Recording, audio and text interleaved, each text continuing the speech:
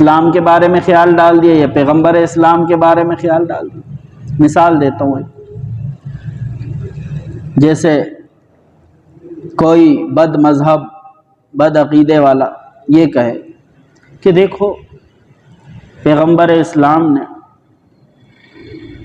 9 11 شادیاں کی ہیں، عجیب بات نہیں ہے، اتنی شادیاں کرنے کی کیا ضرورت؟ تو اب وہ تو یہ باتیں کر کے چلا گیا، اب انسان اپنے دل میں اس کو لے کر بیٹھے اور سوچے کہ پیغمبر اسلام نے شادیاں اتنی کیوں کی، ہمیں تو اجازت نہیں، ان کو ایسی کیا ضرورت تھی؟ تو اب اس کے دل میں برائی ڈال کے چلا گیا، اب وہ پیغمبر کے بارے میں بری باتیں سوچ رہا ہے۔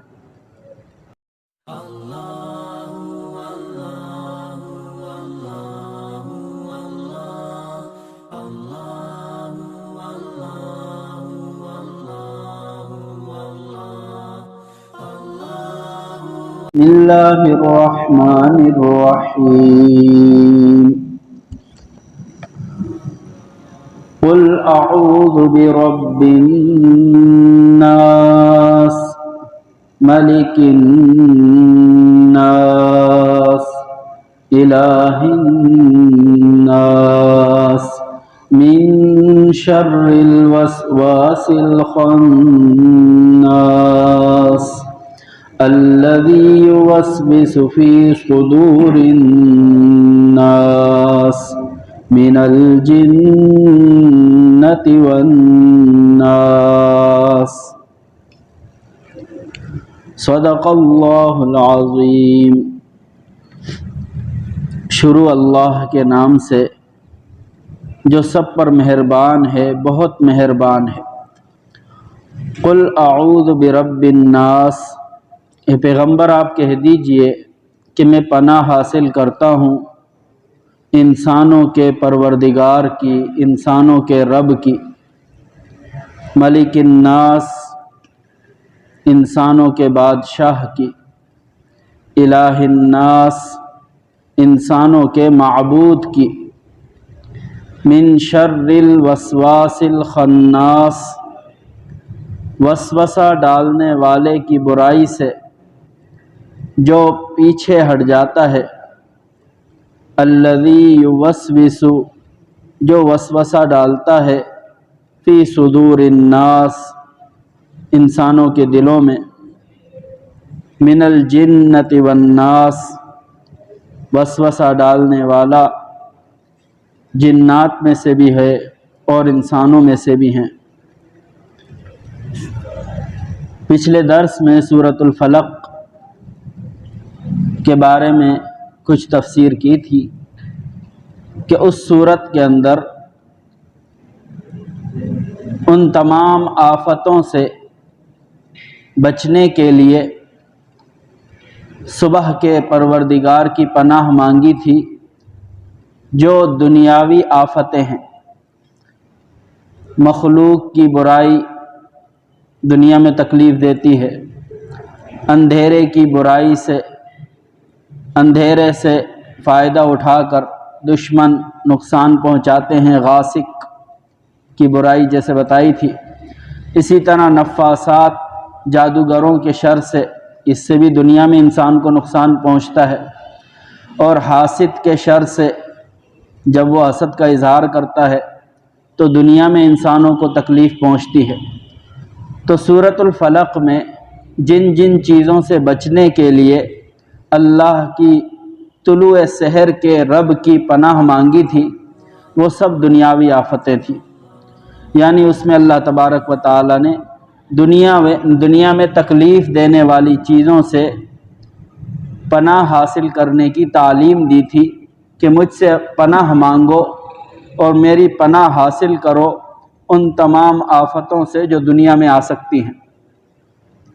اور سورۃ الناس کے اندر، آخری سورت کے اندر، اللہ تبارک و تعالی نے اس سے پناہ مانگنے کی تعلیم دی ہے کہ جو ہماری آخرت کو نقصان پہنچا سکتا ہے، وسوسہ ڈالنے والے کے شر سے۔ وسوسہ ڈالنے والا شیطان بھی ہے اور اسی طرح برے انسان بھی ہیں، تو وہ جو وسوسے دلوں میں خیالات ڈالتے ہیں، ان کی برائی سے اللہ تعالیٰ نے اپنی پناہ حاصل کرنے کی تعلیم دی ہے کہ ہم اللہ کی پناہ حاصل کریں اس دشمن سے جو ہماری آخرت کو نقصان پہنچا سکتا ہے۔ تو سورۃ الفلق میں دنیا کی آفتوں سے حفاظت کی تعلیم تھی، اور سورۃ الناس میں آخرت کی آفت اور نقصان سے بچنے کے لیے اللہ کی حفاظت مانگنے کی تعلیم ہے۔ اب اس کے الفاظ میں غور کریں کہ اللہ تبارک و تعالی نے ارشاد فرمایا، قل آپ کہہ دیجئے اعوذ میں پناہ حاصل کرتا ہوں برب الناس انسانوں کے رب کی، انسانوں کے رب کی۔ دنیا میں انسان کو سب سے پہلے جب دنیا میں آتا ہے تو اس کو اپنے پالنے والوں سے واسطہ پڑتا ہے، ماں باپ سے۔ ماں باپ اس کو پالتے ہیں، اس کی پرورش کرتے ہیں، اس کی تربیت کرتے ہیں، تو وہ اپنے ماں باپ کو ہی سب کچھ سمجھتا ہے، اپنے پالنے والوں کو ہی سب سے بڑا سمجھتا ہے کہ میری ساری ضرورتیں میرے ماں باپ پورا کریں گے۔ اس لیے بچوں کو جب بھی کوئی ضرورت ہوتی ہے تو وہ اپنی ماں کو آواز دیتے ہیں یا اپنے باپ کو۔ کیوں؟ اس لیے کہ ان کے ذہن میں یہ بات بیٹھی ہوئی ہے کہ ہمارے پالنے والے، ہماری پرورش کرنے والے ہمارے ماں باپ ہیں، تو ہماری ضرورتوں کو پورا کرنے والے بھی ہمارے ماں باپ ہیں۔ اس لیے وہ اپنی ضرورتوں کے لیے اپنے ماں باپ کی مدد مانگتے ہیں۔ تو اللہ تبارک و تعالی سمجھا رہے ہیں کہ اگر تمہیں پالنے والے کی پناہ چاہیے تو سن لو کہ انسانوں کا پالنے والا میں ہوں، انسانوں کو پالنے والا میں ہوں۔ تو جس طرح ماں باپ کو انسان پالنے والا سمجھ کر ماں باپ سے اپنی ضروریات کا اظہار کرتا ہے اور ماں باپ سے ہی ہر مشکل اور تکلیف میں مدد مانگتا ہے، اور کسی خوفناک چیز سے ڈر کر ماں باپ کی پناہ ہی مانگتا ہے، ماں کی گود میں جا کے چھپتا ہے یا باپ کی حفاظت میں جاتا ہے، اپنے بڑے کی حفاظت میں جاتا ہے، تو اللہ تبارک و تعالی سمجھا رہے ہیں کہ رب الناس انسانوں کا رب، انسانوں کا پالنے والا میں ہوں، میری پناہ حاصل کرو۔ اور جب انسان بچپن کی حد سے نکل کر جوانی کی حد میں پہنچتا ہے تو وہ یہ دیکھتا ہے کہ میری ساری ضرورتیں ماں باپ پوری نہیں کر سکتے، کچھ ضرورتیں ایسی بھی ہیں کہ جن کو ماں باپ بھی پورا نہیں کر سکتے، بلکہ وہ ضرورتیں ملک کے بادشاہ کے اختیار میں ہیں یا بڑے افسروں کے اختیار میں ہیں یا حاکموں کے اختیار میں ہیں، وہ میری اس ضرورت کو پورا کر سکتے ہیں۔ تو اللہ تبارک و تعالی سمجھا رہے ہیں کہ اگر تم جوان ہو اور تمہارا خیال یہ ہے کہ میری ضرورتیں ملک کے بادشاہوں سے پوری ہوں گی، افسروں سے پوری ہوں گی، حاکموں سے پوری ہوں گی، تو جان لو کہ انسانوں کا بادشاہ میں ہوں، انسانوں کا بادشاہ میں ہوں۔ تو انسانوں کے بادشاہ سے جو تم امیدیں لگاتے ہو تو مجھ سے لگاؤ، تمہاری وہ ضرورتیں بھی میں پوری کروں گا جو تمہارے ماں باپ پوری نہیں کر سکتے، اور جن کو تم بادشاہوں کے اختیار میں سمجھتے ہو وہ ضرورتیں بھی میں پوری کروں گا۔ تو میں پناہ حاصل کرتا ہوں انسانوں کے رب کی، انسانوں کو پالنے والے کی، اور انسانوں کے بادشاہ کی۔ پھر جب انسان جوانی سے آگے جاتا ہے اور 40 سال سے اوپر ہو جاتا ہے، اس کی عقل کامل ہو جاتی ہے، تو وہ اور زیادہ سمجھدار ہوتا ہے، تو وہ سمجھتا ہے کہ بہت سی باتیں ایسی ہیں کہ جو نہ ماں باپ کے اختیار میں ہیں، نہ بادشاہوں کے اختیار میں ہیں، بلکہ وہ تو صرف خدا کے اختیار میں ہیں۔ جیسے زمین میں بیج ڈال دیا، اب بیج سے پودا نکالنا یہ کسی بادشاہ کے اختیار میں ہے، اور فصل اگا دی ہے، بیج ڈال دیا ہے، موسم کو سازگار رکھنا فصل کے حساب سے یہ کسی بادشاہ کے اختیار میں نہیں کہ موسم فصل کے مناسب رہے، موسم خراب نہ ہو۔ تو جب انسان آہستہ آہستہ آگے عمر میں جاتا رہتا ہے تو اس کا خیال بھی بڑھتا رہتا ہے اور اس کی سوچ بلند ہوتی رہتی ہے، تو آخر وہ یہی سمجھتا ہے کہ سب سے زیادہ اختیار تو اسی کو ہے جو لوگوں کا خدا ہو، رب ہو، بلکہ اللہ ہو۔ تو اللہ تبارک و تعالی سمجھا رہے ہیں کہ الہ الناس، لوگوں کا، انسانوں کا معبود، انسانوں کا خدا میں ہی ہوں۔ تو تمہیں اگر پالنے والے کی پناہ چاہیے تو میں پالنے والا سب سے بڑا پالنے والا ہوں۔ ماں باپ تو صرف بچوں کو پالتے ہیں، میں تو انسانوں کو پالتا ہوں، سب انسانوں کو، تمہارے ماں باپ کو بھی میں پالتا ہوں۔ اور اگر بادشاہوں کی پناہ کو بڑا سمجھتے ہو تو میں تو انسانوں کا بادشاہ ہوں، شہنشاہ حقیقی ہوں، ملک الناس۔ اور اگر معبود اور خدا کی پناہ چاہتے ہو تو سارے انسانوں کا خدا بھی میں ہی ہوں، سارے انسانوں کا معبود بھی میں ہی ہوں۔ تو اللہ تعالیٰ نے 3 صفات کا ذکر فرمایا، کیونکہ انسان کے 3 حال ہیں، بچپن، جوانی اور بڑھاپا۔ بچپن، جوانی اور بڑھاپا۔ بچپن میں ماں باپ کا خیال ہوتا ہے، جوانی میں بڑوں کا، ملک کے افسروں کا اور عہدے داروں کا، دولت مندوں کا، ان کا خیال آتا ہے، اور جب بوڑھا ہو جاتا ہے تو خدا کا خیال آتا ہے، اللہ کی طرف لو لگ جاتی ہے۔ تو اللہ تبارک و تعالی نے انسانوں کے حساب سے اپنی صفات ذکر فرمائیں، 3 صفتیں ذکر فرمائیں کہ میں لوگوں کے پروردگار اللہ، جو پروردگار ہے، پالنے والا ہے، جس کو رب کہتے ہیں، تو رب الناس کی پناہ حاصل کرتا ہوں، ملک الناس، لوگوں، انسانوں کے بادشاہ کی پناہ حاصل کرتا ہوں، الہ الناس، انسانوں کے معبود یعنی خدا کی پناہ حاصل کرتا ہوں۔ کس سے؟ من شر الوسواس الخناس، من شر الوسواس، وسوسہ ڈالنے والے کے شر سے، جو دلوں میں خیالات ڈال دیتا ہے۔ اب دلوں میں برائی کے خیالات انسان بھی ڈالتے ہیں، شیطان بھی ڈالتے ہیں۔ برے انسان انسانوں کو برائی کی راہ دکھاتے ہیں، برے دوست، بری صحبتیں انسانوں کے خیالات کو برا بناتی ہیں۔ اسی طرح شیطان جو ہے وہ بھی انسان کے خیالات کے اندر اپنی کارروائی کرتا رہتا ہے، اس کے دل میں گناہ کا خیال ڈالتا ہے، اس کے دل میں خراب عقیدے ڈالتا ہے۔ تو دل ایسی چیز ہے کہ دل اگر درست ہو تو سارا بدن درست ہے، اور دل اگر خراب ہو تو سارا بدن خراب ہے۔ دل کا تعلق اللہ کے ساتھ ہے، کیونکہ دل کے اندر ہوتے ہیں عقیدے، دل کے اندر ہوتے ہیں انسان کے عقیدے، اور عقیدہ سب سے بڑی دولت ہے۔ عقیدے ہی کی بنا پر تو جنت اور دوزخ کے فیصلے ہوں گے، کہ جس کا عقیدہ درست ہوگا وہ جنت میں رہے گا، جس کا عقیدہ خراب ہوگا اللہ پر، اللہ کے رسول پر، وہ دوزخ میں جا رہے ہوں گے۔ تو آخرت کی سب سے بڑی کامیابی انسان کا صحیح عقیدے والا ہونا ہے، کہ انسان دنیا سے صحیح عقیدے کے ساتھ چلا جائے، کہ اللہ کے بارے میں اس کا عقیدہ صحیح ہو، رسول کے بارے میں عقیدہ صحیح ہو، آخرت کے بارے میں عقیدہ صحیح ہو، آسمانی کتابوں کے بارے میں عقیدے صحیح ہو۔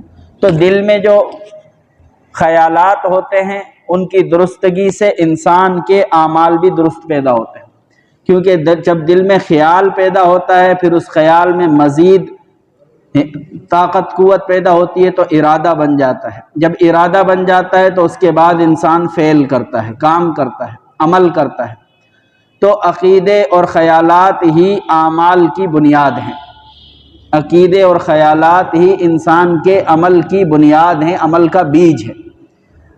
جب صحیح بیج ہوں گے تو صحیح درخت نکلیں گے، اور کانٹوں کے بیج ہوں گے تو پھر اسی قسم کے درخت نکلیں گے۔ اسی طرح جب انسان کے دل میں نیکیوں کے خیالات ہوں گے تو اعمال بھی اچھے کرے گا، اور انسان کے دل میں اگر برائی کے خیالات رہیں گے تو اعمال بھی برے کرے گا۔ تو معلوم کیا ہوا کہ شیطان جو ہے وہ دل پہ حملے کرتا ہے۔ شیطان کو انسان کے جسم سے کوئی پرواہ نہیں ہے کہ اس کی آنکھیں صحیح ہیں یا خراب ہیں، اس کے کان صحیح ہیں یا خراب ہیں، یہ چلتا پھرتا ہے یا نہیں، انسان کے جسم سے اس کو کوئی سروکار نہیں ہے۔ شیطان کو جو مقصد ہے وہ انسان کا دل اس کا نشانہ ہے۔ حدیث شریف میں آتا ہے کہ شیطان انسان کے دل پر اپنی سونڈ اپنی چونچ لگا کر بیٹھا رہتا ہے۔ جب دیکھتا ہے کہ انسان غفلت میں ہے، اللہ کی یاد میں نہیں ہے، تو وہ اس کے دل میں اپنے خیالات کا زہر ڈالتا رہتا ہے۔ اس کے دل میں خیالات آتے رہتے ہیں، برائی کے خیالات آتے ہیں، سوچیں آتی ہیں، ادھر ادھر کی سوچیں آتی ہیں، دین کے بارے میں عجیب عجیب خیالات آتے ہیں، اسلام کے احکامات کے بارے میں عجیب عجیب خیالات دل میں ڈالتا ہے۔ اس کا مقصد کیا ہوتا ہے کہ یہ اسلام سے ہٹے، اس کا عقیدہ خراب ہو جائے، اس کا دین برباد ہو جائے۔ تو یہ کام ہوتا ہے شیطان کا۔ پھر جب انسان اللہ کو یاد کرتا ہے تو انسان جیسے ہی اللہ کو یاد کرتا ہے تو شیطان فوراً دل سے ہٹ جاتا ہے، اور اللہ کی یاد جب دل میں آتی ہے تو پھر شیطان دور بھاگ جاتا ہے، چھپ جاتا ہے۔ اس لیے اس کو کہتے ہیں خناس۔ خناس، خناس کے معنی چھپ جانے والا۔ جیسے ہی اللہ کی یاد میں انسان لگا تو وہ چھپ جاتا ہے۔ غور کرے کہ جو بادشاہ ہوتا ہے اس کا کام ہوتا ہے کہ لوگوں کو چوروں سے، ڈاکوؤں سے محفوظ رکھے۔ ملک کا جو سربراہ ہے، حاکم ہے، اس کا کام کیا ہے؟ لوگوں کو امن میں رکھے اور ان کی حفاظت کا سامان رکھے۔ اور چور ڈاکو جیسے ہی پتہ چلتا ہے ان کو کہ بادشاہ کی پولیس آ رہی ہے یا بادشاہ کو پتہ چل گیا ہے تو فوراً وہ چھپتے ہیں۔ ایسے ہی انسان کے ایمان کا جو دشمن ہے اور ایمان کا جو ڈاکو ہے وہ ہے شیطان۔ تو جیسے ہی اللہ کی یاد میں انسان لگتا ہے اور اللہ کی پہچان دل میں آنا شروع ہوتی ہے، اللہ کی یاد آتی ہے، فوراً شیطان ایسے چھپ جاتا ہے جیسے ڈاکو بادشاہ سے چھپ جاتے ہیں۔ جیسے ہی بادشاہ کی اطلاع ان کو ملتی ہے بھاگتے ہیں وہاں سے، چور بھاگتے ہیں، ڈاکو بھاگتے ہیں کہ اب ہماری خیر نہیں، پکڑے جائیں گے، پکڑے گئے تو پھر سزا ہو جائے گی۔ تو اسی طرح شیطان اللہ کی یاد کے وقت فوراً ہٹ جاتا ہے، دل سے چھپ جاتا ہے، اور جیسے ہی پھر انسان دوبارہ اللہ کی یاد سے ہٹ جاتا ہے، غافل ہو جاتا ہے، وہ دوبارہ دل پر آ کر بیٹھ جاتا ہے، اس کے دل میں پھر خیالات ڈالنا شروع کر دیتا ہے۔ تو الذی یوسوس فی صدور الناس، جو برائی کے خیالات ڈالتا ہے، برے خیالات ڈالتا ہے انسانوں کے سینوں میں۔ سینوں میں دل ہوتا ہے تو انسانوں کے دلوں میں وسوسے ڈالتا ہے۔ من الجنۃ والناس، وہ جنوں میں سے بھی ہے، جس کو ہم ابلیس کہتے ہیں، شیطان کہتے ہیں، کیونکہ شیطان کی جو اصل ہے وہ جن ہے، شیطان جنات میں سے ہے۔ تو جنوں میں سے بھی ہو سکتا ہے اور انسانوں میں سے بھی ہو سکتے ہیں۔ انسانوں میں سے جیسے میں نے بتایا کہ کوئی انسان برے عقیدے والے ہوتے ہیں اور جن کا دین سے دور دور کا کوئی واسطہ نہیں ہوتا، وہ آ کر ایسے ایسے اعتراضات دین کے بارے میں کر دیتے ہیں کہ انسان پریشان ہو جاتا ہے، اس کا دل پریشان ہو جاتا ہے کہ یار یہ کیسی بات کر کے چلا گیا۔ تو اس کی وجہ سے جب انسان پریشان ہو جاتا ہے دل میں خیالات کی وجہ سے، اور وہ خیال کس نے ڈالا؟ کسی بری صحبت والے نے ڈال دیا، اسلام کے بارے میں خیال ڈال دیا یا پیغمبر اسلام کے بارے میں خیال ڈال دیا۔ مثال دیتا ہوں، جیسے کوئی بد مذہب، بد عقیدے والا یہ کہے کہ دیکھو پیغمبر اسلام نے 9 11 شادیاں کی ہیں، عجیب بات نہیں ہے، اتنی شادیاں کرنے کی کیا ضرورت؟ تو اب وہ تو یہ باتیں کر کے چلا گیا، اب انسان اپنے دل میں اس کو لے کر بیٹھے اور سوچے کہ پیغمبر اسلام نے شادیاں اتنی کیوں کی، ہمیں تو اجازت نہیں، ان کو ایسی کیا ضرورت تھی۔ تو اب اس کے دل میں برائی ڈال کے چلا گیا، اب وہ پیغمبر کے بارے میں بری باتیں سوچ رہا ہے۔ جیسے ہندوؤں نے اسی بارے میں عجیب عجیب اس چیز کو نشانہ بنا کر رنگیلا رسول اور عجیب عجیب کتابیں لکھی، جس کی وجہ سے پھر غازی علم الدین جیسے لوگ پیدا ہوئے اور انہوں نے ایسے دشمنان دین کو قتل کیا اور خود شہادت کے مرتبے پہ فائز ہوئے۔ تو یہ وہ لوگ ہوتے ہیں جو دلوں میں برائی کے خیال ڈال دیتے ہیں۔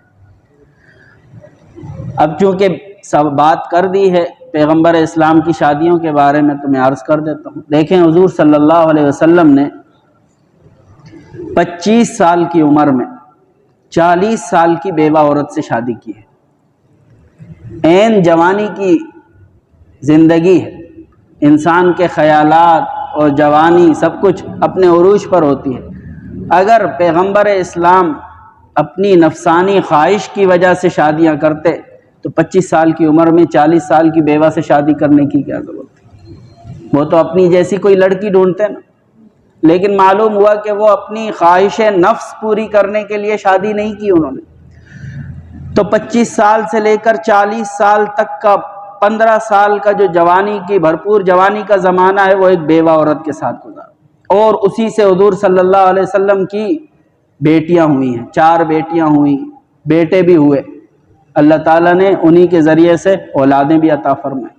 اور حضور صلی اللہ علیہ وسلم فرماتے ہیں کہ حضرت خدیجہ رضی اللہ تعالیٰ عنہ کے احسانات اتنے ہیں مجھ پر کہ انہوں نے اپنا سب کچھ میرے لیے قربان کیا، اپنا سارا مال مجھ پر خرچ کر دیا۔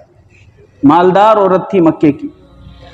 پھر اس کے بعد جب 40 سال کی عمر میں بلکہ 40 سال کی تو یہ خود تھی اور حضور صلی اللہ علیہ وسلم 25 سال کے تھے، تو حضور صلی اللہ علیہ وسلم نے 15 سال ان کے ساتھ گزارے ہیں۔ پھر اس کے بعد جب مدینہ تشریف لائے ہیں، حضرت عائشہ رضی اللہ تعالیٰ عنہ سے پہلے شادی ہو گئی۔ 50 سال کی عمر میں حضور صلی اللہ علیہ وسلم پھر شادی فرما رہے ہیں۔ 51 سال، 52 سال، پھر اس کے بعد 54 سال، اس کے بعد 58 سال، اس کے بعد 60 سال۔ تو ان شادیوں میں آپ دیکھیں کہ حضور صلی اللہ علیہ وسلم نے صرف ایک کماری عورت سے شادی کی ہے، حضرت عائشہ رضی اللہ تعالیٰ۔ باقی ساری بیویاں یا تو بیوہ ہیں یا مطلقہ ہیں، بیوہ ہیں یا مطلقہ ہیں۔ انسان اپنی خواہش نفس کے لیے شادیاں بیوہ اور مطلقہ عورتوں سے تھوڑا ہی کرتا ہے۔ پھر حضور صلی اللہ علیہ وسلم نے جو یہ شادیاں فرمائیں اللہ کے حکم سے فرمائی ہیں، اللہ کا حکم ہوتا تھا۔ حضرت جبرائیل علیہ السلام تشریف لائے، حضرت عائشہ رضی اللہ تعالیٰ عنہ سے شادی ہوئی ہے، ان کا انتخاب بھی اللہ نے کیا ہے۔ حضرت زینب رضی اللہ تعالیٰ عنہ کا نکاح اللہ تعالیٰ نے خود پڑھایا آسمانوں پر، زمین پر ان کا نکاح بھی نہیں ہوا۔ تو پیغمبر کی بیویوں کا انتخاب اللہ تعالیٰ نے خود فرمایا ہے۔ اور پیغمبر کے اندر اگر یہ بات کہی جائے کہ نفسانی خواہش، تو پیغمبر کو تو اللہ تبارک و تعالیٰ 4000 مردوں کی طاقت عطا فرماتے ہیں۔ دنیا کے 4000 مردوں کی طاقت ہوتی ہے اس کے اندر۔ ایک عام انسان، ہم جیسا انسان، اس کو اللہ تعالیٰ نے 4 شادیوں کی اجازت دی ہے۔ ایک مرد 4 شادیوں کی طاقت رکھتا ہے، تو جس کے اندر 4000 مردوں کی طاقت ہو، اس کے اندر کتنی شادیوں کی طاقت اللہ نے رکھی ہوگی؟ ایک آدمی کے اندر اللہ نے 4 شادیوں کی طاقت رکھی، اور جس انسان کو اللہ تعالیٰ نے 4000 مردوں کی طاقت دی ہو، اس کے اندر اللہ تبارک و تعالیٰ نے کیا طاقت رکھی ہوگی؟ لیکن اتنی طاقتوں کے باوجود وہ صرف 10 بیویوں پہ اکتفا کر رہا ہے، 11 بیویوں پر اکتفا کر رہا ہے۔ یہ تو بہت بڑا مجاہدہ ہے اس کا، یہ تو اس کا بہت بڑا مجاہدہ ہے نفس کا، کہ اس اتنی طاقتوں کے باوجود اس نے صرف چند ایک بیویوں پر قناعت کی ہے۔ تو اس لیے میرے محترم دوستو، حضور صلی اللہ علیہ وسلم نے جتنی بھی شادیاں فرمائی ہیں، اس کی وجہ کیا تھی کہ اسلام کو پھیلانا تھا دنیا میں۔ اور عربوں کا مزاج یہ تھا کہ جو انسان ان کے قبیلہ کا فرد بن جاتا تھا، وہ اس کی عزت کرتے تھے، وہ اس کی بات رکھتے تھے۔ حضور صلی اللہ علیہ وسلم نے شادیاں مختلف قبیلوں میں کی ہیں، صرف قریش میں نہیں کی، اپنے قبیلے میں نہیں کی۔ اپنے قبیلے میں تو صرف حضرت عائشہ ہیں اور حضرت خدیجہ رضی اللہ تعالیٰ عنہ، حضرت زینب رضی اللہ تعالیٰ، لیکن حضرت صفیہ رضی اللہ تعالیٰ عنہ یہودی قبیلے سے تعلق رکھتی تھی، یہودی سردار کی بیٹی تھی، جب خیبر فتح ہوا ہے، حضور صلی اللہ علیہ وسلم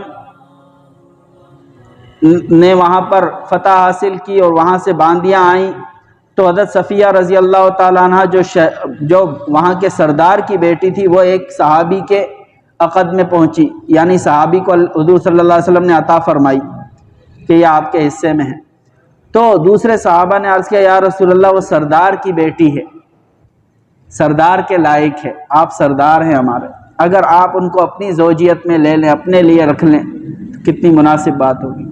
اس طرح یہودی بھی خوش ہوں گے کہ ہمارے سردار کی بیٹی چلو سردار کے پاس گئی ہے، کسی عام آدمی کے پاس نہیں گئی۔ تو پھر حضور صلی اللہ علیہ وسلم نے اس مصلحت کو دیکھتے ہوئے حضرت صفیہ رضی اللہ تعالیٰ عنہ کو ان سے لیا، اور اس کے بدلے میں حضور صلی اللہ علیہ وسلم نے ان کو اور باندی عطا فرمائی، اور وہ آزاد کر کے پھر حضور صلی اللہ علیہ وسلم اپنے نکاح میں لے کر یہودیوں کی دل جوئی کے لیے کہ یہودی لوگ بھی اسلام کی طرف آئیں، اس بات کو دیکھ کر حضرت جویریہ رضی اللہ تعالیٰ نے ایک قبیلہ بنو مستلق سے تھی، اس قبیلے پر حضور صلی اللہ علیہ وسلم نے جب فتح حاصل کی تو یہ ساری ان کے جو مرد اور عورتیں تھے وہ قیدی بن کر آ گئے۔ تو یہاں پر بھی یہی معاملہ ہوا جو حضرت صفیہ والا معاملہ ہوا کہ حضرت جویریہ سردار کی بیٹی تھی اور ایک صحابی کی حصے میں پہنچی، تو کسی نے عرض کیا یا رسول اللہ وہ سردار کی بیٹی ہیں، اگر آپ ان کو اپنی زوجیت میں لے لیں اور آپ کے حصے میں ہوں تو اس طرح وہ قبیلے والے بھی خوش ہو جائیں گے، اور کیا پتہ یہی ذریعہ ان کے اسلام کا ذریعہ بن جائے کہ وہ اس کو دیکھ کر مسلمان ہو جائے۔ تو حضور صلی اللہ علیہ وسلم نے حضرت جویریہ رضی اللہ تعالیٰ عنہ کو اپنے عقد میں جیسے ہی لیا تو ان کے قبیلے کے جتنے بھی لوگ قیدی بن کر صحابہ کے پاس تھے، تمام صحابہ نے ان قیدیوں کو آزاد کر دیا کہ یہ تو اب اس قبیلے کے لوگ ہیں جن کی بیٹی ہمارے نبی کے عقد میں ہے، ہم ان کے لوگوں کو اپنا غلام بنا کر کیسے رکھ سکتے ہیں، یہ تو ہمارے لیے بڑے شرم کی بات ہوگی۔ سارے صحابہ نے ان لوگوں کو آزاد کر دیا جو اس قبیلے کے تھے، وہ لوگ آزاد ہوئے ہیں اور مسلمان ہو گئے۔ کتنے لوگ اسلام، تو یہ ایک شادی جو دی حضرت جویریہ سے وہ اسلام کے ذریعہ بنی کہ لوگ بہت سارے لوگ مسلمان ہوں۔ تو اسی طرح حضور صلی اللہ علیہ وسلم نے جو شادیاں فرمائی ہیں وہ یا تو اسلام کو پھیلانے کی غرض سے فرمائی ہیں یا جہالت کی کسی رسم کو توڑنے کے لیے فرمائی۔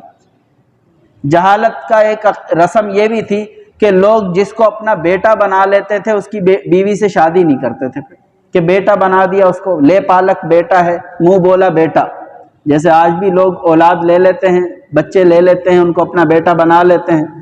پھر اللہ تعالیٰ نے جب قرآن میں یہ فرما دیا کہ تمہارے جو منہ بولے بیٹے ہوتے ہیں وہ حقیقی بیٹے نہیں ہوتے، خونی رشتے کی طرح نہیں ہوتے، وہ منہ بولے بیٹے ہیں۔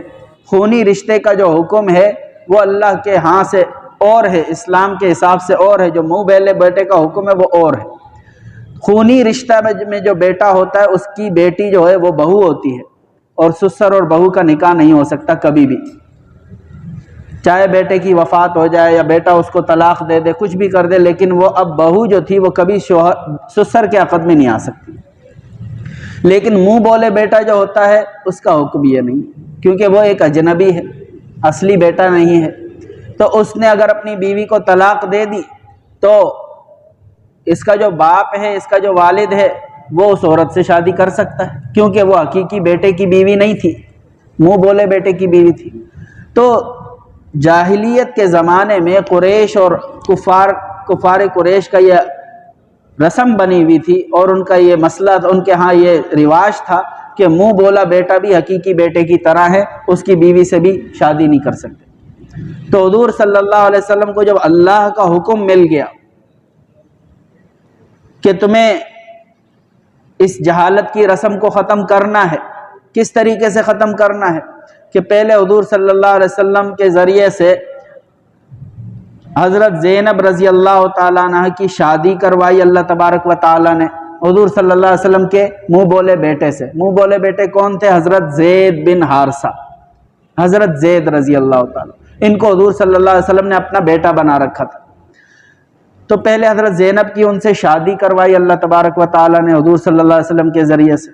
پھر اللہ تبارک و تعالیٰ تو آگے کچھ اور کرنے والے تھے، یعنی کہ اسلام میں ایک حکم پیدا کرنا تھا اور ایک نیا حکم بنانا تھا اور جہالت کی رسم کو توڑنا تھا، تو میاں بیوی میں آپس میں بنی نہیں، حضرت زید اور حضرت زینب کے درمیان آپس میں بنی نہیں، معاملات نہیں بن سکے، تو بالآخر طلاق پہ نوبت آ گئی، طلاق دے دی۔ جب طلاق ہو گئی تو اللہ تبارک و تعالیٰ نے حضور صلی اللہ علیہ وسلم کو حکم دیا نکاح کا، بلکہ حکم کیا دیا، اللہ تبارک و تعالیٰ نے آسمانوں پر نکاح کروا دیا حضرت زینب رضی اللہ تعالیٰ عنہ سے حضور صلی اللہ علیہ وسلم کا، اور حضرت جبرائیل علیہ السلام اللہ کا حکم لے کر آ گئے کہ اللہ تعالیٰ نے آپ کا نکاح کر دیا۔ اب بتائیں کہ حضور صلی اللہ علیہ وسلم نے یہ جو شادی فرمائی ہے خواہش نفس کے لیے فرمائی؟ نہیں، بلکہ جہالت کی ایک رسم کو توڑنے کے لیے۔ اسی لیے جہالت میں یہ بھی رسم تھی کہ بیوہ عورتوں سے شادی نہیں کرتے تھے، بیوہ عورتوں سے شادی کی حضور صلی اللہ علیہ وسلم، طلاق یافتہ عورتوں سے شادی کی، تو حضور صلی اللہ علیہ وسلم کا شادیاں کرنا، زیادہ شادیاں کرنا، یہ اللہ ہی کے حکم سے تھا اور یہ اسلام ہی کو پھیلانے کے لیے تھا اور برے رواجوں کو، بری رسموں کو ختم کرنے کے لیے تھا۔ ہر شادی میں حضور صلی اللہ علیہ وسلم کی ہر شادی میں اللہ نے کوئی حکمت رکھی ہوئی تھی۔ تو اب یہ باتیں جب کر دی تو انسان کا دل صاف ہو گیا کہ حضور صلی اللہ علیہ وسلم نے شادیاں اپنے نفس کی خواہش کے لیے نہیں کی۔ تو یہ ہوتا ہے وسوسہ ڈالنے والا وسوسہ ڈال کے چلا گیا، جب تک اس کی کسی نے اصلاح نہیں کی، اس کو درست نہیں کیا، تو اس وسوسے نے اپنی جگہ بنائی اور پیغمبر کے بارے میں برے خیالات دل میں آنے لگے۔ جیسے ابھی میں نے تو مسئلہ بتا دیا تو آپ لوگوں کے ذہن صاف ہو گئے کہ چلو بھئی حضور علیہ الصلوۃ والسلام کی شادیاں اللہ کے حکم سے تھی اور وہ بھی اپنی خواہشات کے لیے نہیں تھی، وہ اسلام کے پھیلانے کے لیے تھی یا اسلام کے احکامات کو زندہ کرنے کے لیے تھی یا کفار کی رسموں کو توڑنے کے لیے تھی، تو یہ اللہ کا حکم تھا، اس لیے حضور صلی اللہ علیہ وسلم نے کی۔ تو یہ ہوتا ہے من شر الوسواس، وسوسہ ڈالنے والے کے شر سے بھی اللہ کی پناہ مانگنی چاہیے۔ تو وسوسہ ڈالنے والا انسان کی آخرت کو برباد کر دیتا ہے۔ اب خود سوچے اگر پیغمبر کے بارے میں کسی کے دل میں برے خیالات آ جائیں، اس کی آخرت کیا بچی؟ اس کا تو ایمان ہی چلا گیا، ایمان چلا گیا تو وہ تو ہمیشہ کے لیے دوزخ میں جائے گا۔ تو سب سے قیمتی چیز انسان کا عقیدہ ہے اور عقیدے کو نقصان پہنچانے والے چیز وسوسہ ہے۔ تو اللہ تبارک و تعالیٰ نے اس سورت کے اندر صرف اور صرف ایک چیز سے بچنے کے لیے اپنی 3 صفات کا ذکر فرمایا کہ رب الناس، ملک الناس، الہ الناس۔ تو اللہ تبارک و تعالیٰ ہم سب کی دنیا میں بھی حفاظت فرمائے، آخرت میں بھی حفاظت فرمائے۔ محدثین فرماتے ہیں کہ جو شخص ان دونوں صورتوں کو رات کو پڑھ کر اپنے اوپر دم کر کے سوئے گا، اللہ تبارک و تعالیٰ اس کو دنیا اور آخرت کے آفتوں سے بچائیں گے، دنیا کی اور آخرت کی آفتوں سے بچائیں گے۔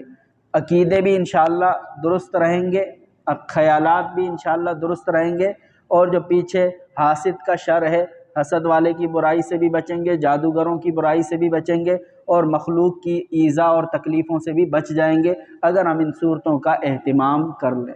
تو آج ایک دفعہ پھر عرض کروں گا کہ ہمیں اپنی عادت بنانی چاہیے کہ رات کو سونے سے پہلے کم از کم 3 مرتبہ ان دونوں صورتوں کو پڑھ کر اپنے ہاتھوں پر پھونک کر اپنے بدن پر دم کر لیا کریں، اپنے بدن پر پھیر لیا کریں، اور یہ عمل اپنے بچوں کو بھی سکھائیں تاکہ وہ بھی دنیا اور آخرت دونوں کی آفتوں سے محفوظ رہیں۔ اللہ تعالیٰ ان کی دنیا کی بھی حفاظت فرمائیں گے، اللہ ان کی آخرت کی بھی حفاظت فرمائیں گے، دین بھی محفوظ رہے گا، دنیا بھی محفوظ رہے گی۔ تو اللہ تبارک و تعالیٰ نے دیکھیں ہمیں قرآن شریف میں کیسی کیسی چیزیں عطا فرمائی ہیں، اگر ہم ان قرآن سے فائدہ حاصل کریں تو ہمیں دنیا میں بھی اللہ تعالیٰ سکون دیں گے، آخرت میں بھی سکون دیں گے۔ مسئلہ یہی ہے کہ ہم قرآن پاک کو سمجھتے نہیں ہیں، قرآن کی تعلیم ہمارے پاس نہیں ہوتی، صرف تلاوت کر لیتے ہیں جس کو تلاوت کرنے کا شوق ہوتا ہے، باقی معانی اور اس کا مطلب سمجھنا یہ تو صرف علماء جانتے ہیں۔ تو ہمیں چاہیے کہ ہم اپنی ایسی مجلسوں میں خود شرکت کریں، اپنے دوستوں کو بھی ایسی مجلسوں میں لے کر آئیں اور ان کو بھی بٹھائیں تاکہ ان کو بھی قرآن پاک کے الفاظ کا مطلب سمجھ میں آئے، اور قرآن سے جو برکتیں مل رہی ہیں، قرآن سے جو فائدے ہمیں ملتے ہیں، اس سے کچھ فائدہ وہ بھی حاصل کر لیں گے۔ اللہ تعالیٰ سے دعا فرمائیں، اللہ تعالیٰ ہمیں عمل کی توفیق عطا فرمائے۔ اللهم آنس وحشتنا في قبورنا، اللهم اغفر لنا وارحمنا بالقرآن العظيم واجعله لنا إماما ونورا وهدى ورحمة. اللهم ذكرنا منه ما نسينا وعلمنا منه ما جهلنا وارزقنا تلاوته آناء الليل وآناء النهار واجعله لنا حجة يا رب العالمين. اللهم اجعل القرآن العظيم ربيع قلوبنا ونور صدورنا وجلاء همنا وذهاب حزننا برحمتك يا أرحم الراحمين. آمين آمين آمين. حسبی اللہ و نعم الوکیل، نعم المولا و نعم النصیر. حسبی اللہ